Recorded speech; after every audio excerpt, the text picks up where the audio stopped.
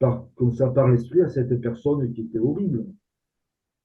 Oui, donc ils peuvent retrouver de l'ADN même sur un dé qui est resté dans un corps Oui, tout. incroyable. Vous avez des spécialistes, franchement, je donnerais, il y en a beaucoup qui le disent, il y en a beaucoup, il y en a pas beaucoup qui le font, de dire que les services de police, la gendarmerie font des choses fabuleuses, notamment sur l'identification par l'ADN, hein. Franchement, un travail qui est immense, quoi. Enfin, voilà. Alors, vous en parlez dans votre livre aussi, il y a eu un scandale à ce niveau-là, les coordonnées à la fac de médecine et vous avez vu un peu ce qui se passait là-dedans. Oui, oui, oui, c'était au Horrible. 7e étage, c'était la faculté de médecine à Paris, je ne sais pas si je peux donner le nom. Bon, c'était à mes débuts, donc c'est au 7e étage. Et il y avait un homme qui était le morguiste. Vraiment, vous ne pouvez pas rencontrer des gens qui sont comme ça, hormis que dans des endroits comme ça. C'est pas possible. Dans la société dite basique, normale, où la vie n'est qu'un long fleuve et qui s'écoule tranquillement, jamais vous rencontrez des gens comme ça.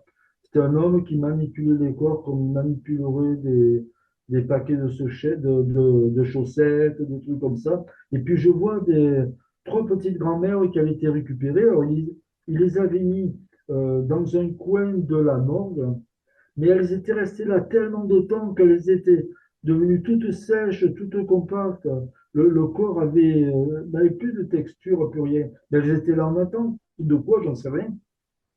Alors, le morguiste qui avait un bonnet, franchement, j'ai jamais compris, il était comme hiver, un bonnet avec un pompon dessus, il travaillait comme si de rien n'était là, dans cet univers qui n'était pas à dimension humaine rationnelle, quoi. Et ça m'a un peu choqué. La mort n'est jamais belle, surtout celle que l'on se donne. Je crois que les pires, ce sont les suicidés. Ouais, les suicidés, le pire, c'est, comment on peut dire, les personnes âgées qui se suicident le soir de Noël parce que les familles ne les veulent pas.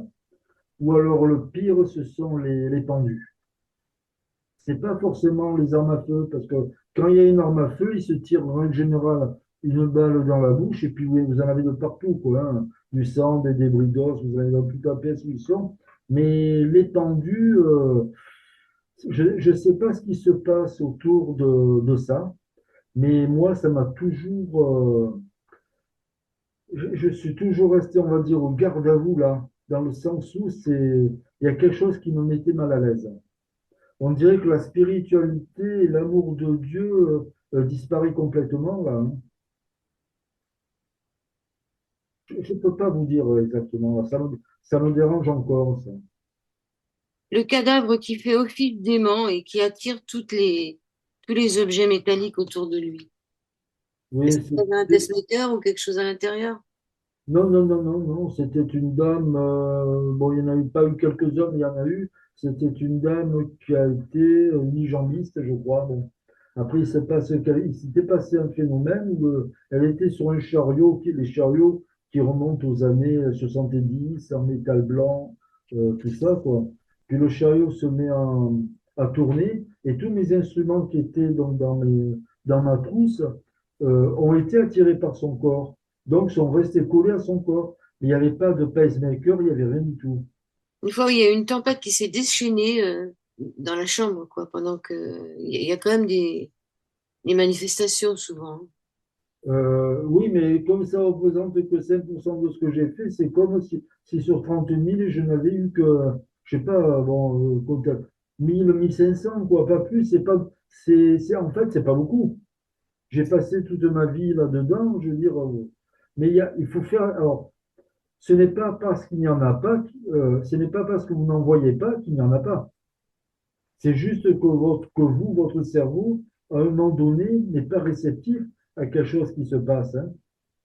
Je veux dire, c'est la mort, et comme les autres formes de vie invisibles qui gravitent autour de nous, on ne peut pas les voir parce que notre constitution d'être humain n'est pas constituée pour les voir.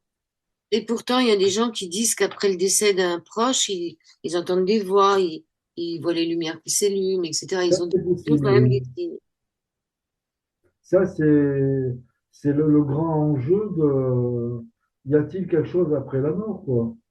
Mais si la mort ne fait que remettre en place un équilibre qui a été perturbé par la naissance physique, c'est-à-dire que lorsqu'un être humain naît, vous avez une parcelle divine du point de départ originel. Si la mort libère, si nous n'existons que de par cette parcelle divine, et qu'en fait que nos agissements sur Terre ne sont que Gomorrhe et Sodome, je veux dire, euh, on reprend ce que cet espace, ce paradis qui était perturbé par la naissance physique et toutes les exactions qui ont lieu de notre vivant, c'est pas le diable, c'est l'être humain qui s'en charge très bien et qui empêche les autres qui ont des visions, qui ont des sensations sur la mort, on les prend pour des fous, mais c'est dommage de procéder ainsi parce que l'être humain prend du retard sur sa compréhension des phénomènes paranormaux, quoi, et des univers dits invisibles. Parce que ça l'arrange. Ça l'arrange. Oui, Il y a des gens qui n'y pensent pas, qui veulent pas. Il y a beaucoup de gens qui veulent pas en parler, etc. oui. Conclusion de votre livre, vous faites une lettre à la mort. Vous dites, mort, moi qui te connais bien, qui ai pu pénétrer dans ton intimité, parce que peut-être tu l'as voulu ainsi, je n'ai jamais eu cette singulière idée de vouloir t'échapper. Mort, tu es redoutable pour la plupart des êtres, tu représentes l'inconnu en nos esprits. Vous n'avez pas peur de mourir, c'est clair. Je dirais, pour vous répondre honnêtement, comme je l'ai fait jusqu'à présent, je dirais ça me convient parfaitement. De pouvoir reprendre cette dimension originelle que j'ai perdue de par la naissance physique, pour moi, ça ne me pose aucun problème. Alors, répondre à la question, est-ce que j'ai peur de mourir? Je dirais, je ne comprends pas la question. Mais pour répondre à la question, je dirais non, franchement, non pas parce que j'en ai vu des milliers. Gamin, j'étais conçu comme ça. Le seul truc qui me fait peur, c'est le manque de respect sur les êtres humains et toutes les formes de vie sur Terre que mes congénères humains y font, quoi. Alors, cette peur de mourir, on a peur de souffrir. Est-ce que les trois quarts des gens, ou la totalité ou moins, de personnes que vous retrouvez mortes sont en état de crispation, la bouche ouverte, en ayant peur, ou est-ce que la plupart semblent apaisés? Ben, il y a quand même beaucoup de cas où les gens, ils meurent, c'est violent, hein. Ils se débattent, ils veulent pas mourir, ils crient, les traits sont crispés. Dans la gestuelle, ils ont une attitude physique de défense, d'attaque ou de réaction. C'est pas, la plupart des cas ont les traits normaux reposés, mais vous avez quand même un bon pourcentage où, franchement, ça fait peur, quoi, hein. C'est-à-dire qu'il y ait une telle violence au moment donné de mourir, là où il faudrait du calme. Oui, parce qu'ils ont peur, donc ils veulent pas partir. Mais pourtant, il faut partir, hein. Il faut partir, il faut pas rester ici, hein. Ici, c'est un peu, ouais, je sais même pas quoi dire. Moi, le seul truc qui me dérange, c'est quand je vois que on est obligé d'avoir le problème des migrants pour savoir qu'il y a des êtres humains qui souffrent de faim dans des autres parties du monde. Mais il y a aussi à la porte de sa maison que vous avez des gens dans les rues, des invisibles. Les gens passent tellement à côté d'eux qu'ils font même plus attention eux. C'est ces pauvres gens qui ont plus de maison, de famille, tout ça. Mais la mort, elle les frappe, hein. Quand j'étais en Angleterre, j'avais pris sur mon temps de travail pour habiller ceux qui n'avaient pas de rond. Parce que ceux qui n'ont pas de rond, on les emmène dans des secteurs services particuliers des hôpitaux.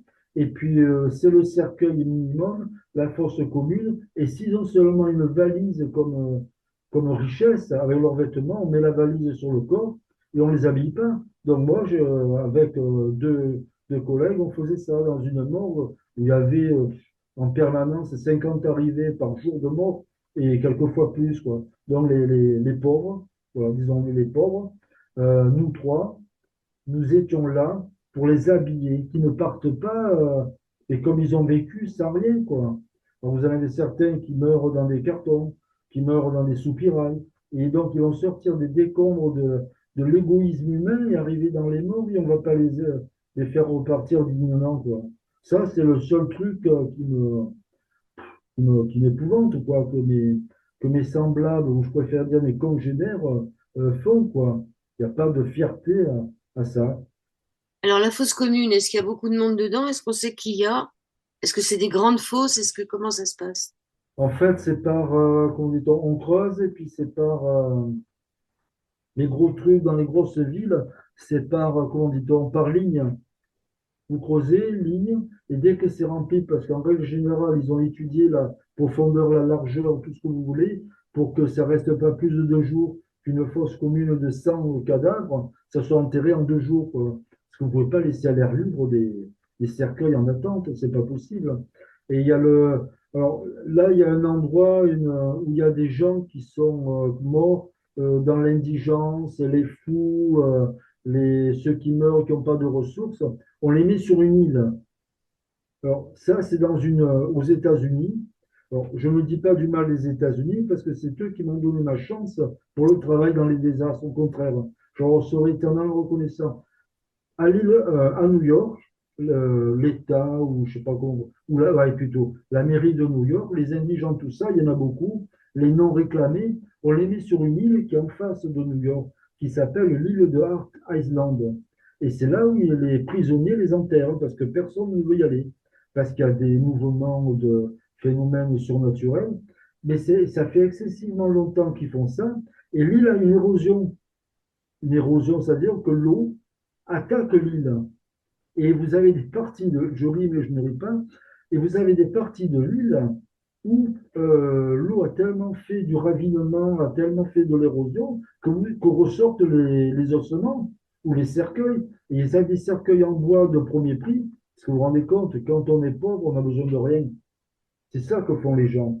Quand on est pauvre, on aurait besoin de tout, surtout de chaleur humaine.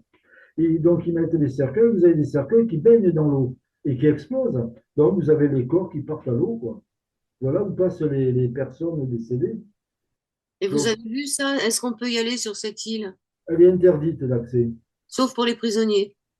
Qui vont enterrer ceux qui ne sont pas réclamés, les morts, les clochards, les pauvres. Et qu'il ne reste pas, il n'y a pas de gardien sur l'île? Si. Mais vous n'avez aucune chance d'y aller. Bon, mais il faudrait faire un film d'horreur sur l'île. Comment vous l'appelez, cette île? L'île de Hart Island. J'avais lors je ne sais plus quand, c'était il y a un moment de ça, j'avais eu une vision d'une dame âgée qui me demandait que sa fille, elle ne l'avait plus, sa fille, hein. Que comme elle était pauvre, elle était morte d'une pneumonie pendant la crise c'était quand? De 1929. Ça, c'est un truc vous voyez, pas de télépathie. Donc, vous voyez, moi, j'avais mon esprit qui était dans cette époque, en 1929, mais mon corps était resté là où j'étais, présent dans mes dimensions de vie. Ah, mais c'est terrible cette histoire. C'est Ouais, donc, terrible. des communications comme ça, vous en avez souvent? J'en ai, mais je le note vite sur un papier parce que j'ai une bonne mémoire, mais bon. C'est tout dont je vous ai parlé, je l'ai noté depuis 1988, date à laquelle je suis rentré dans les pompes funèbres. Je prenais l'habitude de tout noter sur des bouts de papier, sur des carnets, parce que je savais que lorsque le temps allait s'éloigner de ce que j'avais vécu, j'allais oublier des choses, ou alors les faits que j'allais relater seraient exacts, mais pas à 100%. Et je veux que ça soit exact, honnête, à 100% pour les gens qui nous écoutent. Oui, j'ai des visions de temps en temps sur d'autres phénomènes qui sont plus atroces encore. C'est pas, est-ce que vous pensez pas plutôt que vous aviez vécu cette période-là? Je ne peux pas vous dire là. Parce qu'après, la communication, c'est aller de là à là. Après, je ne sais pas. Cette île, Art Island, est connue là-bas, hein. Je veux dire, à New York, hein. En France, je ne crois pas. Mais elle existe, hein. Elle est toute organisée administrativement, la sécurité. Si vous voulez y aller, prenez un petit bateau avec un petit moteur, vous ferez attraper par les services de police et vous allez finir en prison là-bas, hein. Pour les Américains, ils badinent pas, hein. Ouais. Ben, vous savez comment Mozart a été enterré? Non? Il a été mis dans un cercueil de près, c'est-à-dire les cercueils où vous avez une ouverture par le devant. C'est-à-dire vous mettez la personne dans le cercueil, vous l'enfermez, il a eu droit à un prêtre et quelqu'un je l'ai vu ça aussi, quelqu'un qui conduit le corbillard très très tôt le matin. Quand vous rentrez dans le cimetière, vous passez la première partie où il y a des gens qui vivent dans les, dans ces, enfin, il y a des gens qui vivaient lorsque j'ai vu dans ce cimetière, qui vivent au milieu des tombes, qui ont fait un petit campement improvisé. Donc, ils continuent à avancer, avancer, avancer. Puis, à un moment donné, le prêtre, lorsqu'il est arrivé du lieu de la fosse commune ou des indigents, je sais pas, parce que Mozart a été enterré comme indigent, hein. Personne n'a rien payé, je veux dire, hein. Il a eu droit au bon. Ils ont sorti le cercueil, les porteurs, parce qu'il y avait des porteurs, ils ont sorti le cercueil et ils l'ont penché. Et là, il y a une trappe.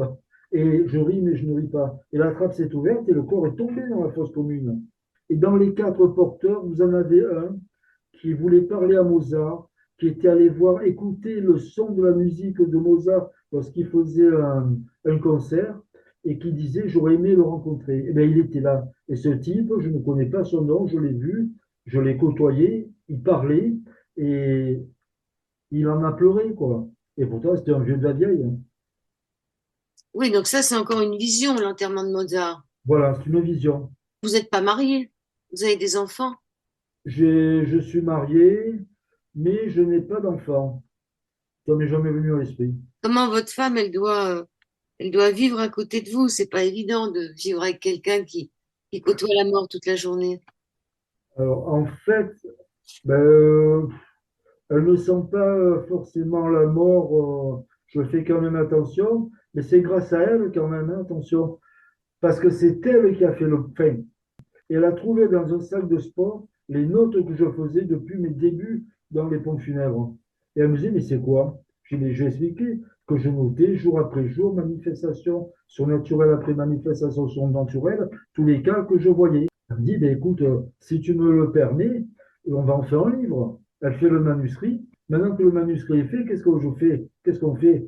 Il faudrait l'envoyer une maison d'édition. Je dis oui, mais non, mais ça sert à rien, franchement. Je dis non, ça sera jamais publié, c'est pas possible. Bon. Et quelques jours, je crois que c'était 2 semaines après, j'ai le patron des éditions de l'Opportun à Paris qui m'appelle et me dit, je prends votre livre. Et puis c'est ma femme, en fait, elle est à l'origine que je sois en train de discuter avec vous maintenant, parce que si elle n'avait pas fait ça, je serais toujours à mon salle de sport, le train de balai à droite à gauche, hein.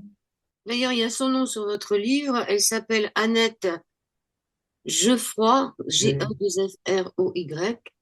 Et vous, c'est Olivier Ampoux avec un X à la fin. Est-ce qu'il y a un mort ou une morte qui reste dans votre cœur, quoi, qui est vraiment quelque chose de comme de l'amour qui sort d'elle ou de lui ou...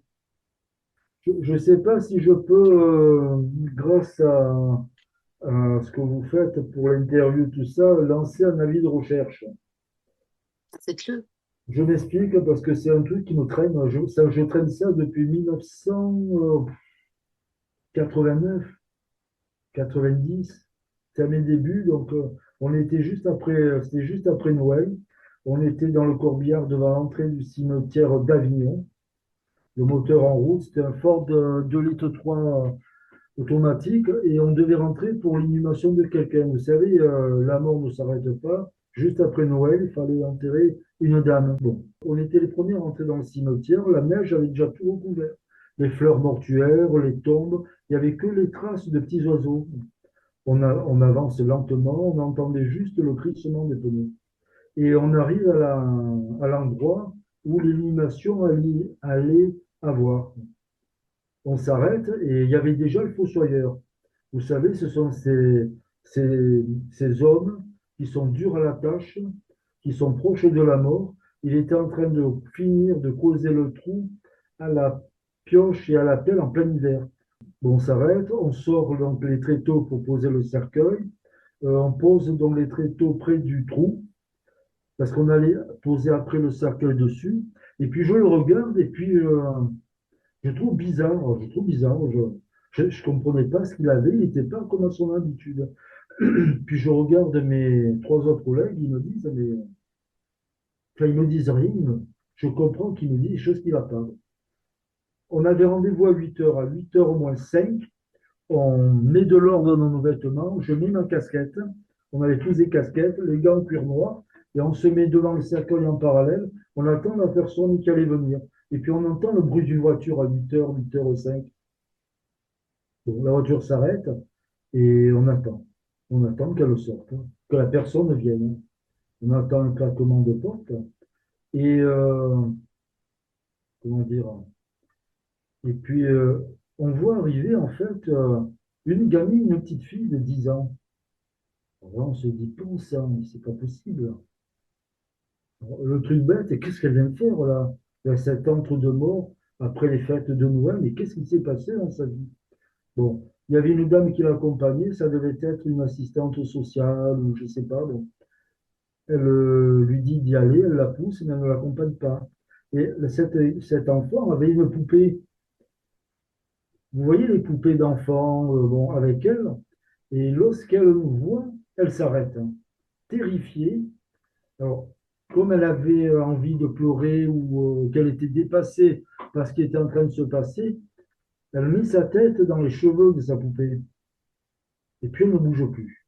Elle était terrifiée, quoi. Mais elle était qu'à quelques mètres de nous, quoi. Parce que la voiture devait être à 20 mètres, donc elle était à côté. Elle ne bouge plus. Alors, le fossoyeur, vous savez, ces genres de personnes qui font partie des gens que la société rejette, disent ils sont macabres, ils s'occupent de la mort, ils sont pas fréquentables. Ben lui, qu'est-ce qu'il fait? Il va la chercher et il la prend à côté de lui. Et moi, à ce moment donné, là, je me dis, mais qu'est-ce que tu fais, Olivier? Alors je me dis, là, le réflexe normal serait que tu ailles avec elle, que tu quittes ta position de porteur pour la réconforter, même s'il y a déjà le fossoyeur. Et puis en fait, j'ai pas bougé, mais et mes collègues aussi étaient paralysés. On a été dépassés par cet événement qui était d'une ampleur colossale. Elle pleurait énormément.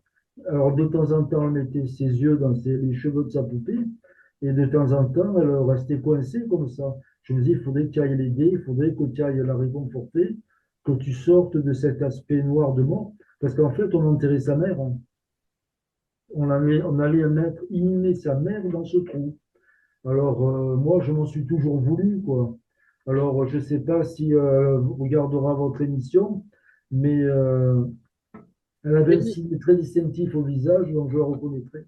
Or, en fait, ce qui se passe, c'est que je le regrette encore de, comment dire, de ne pas avoir fait ce geste humain, d'empathie vers mon besoin.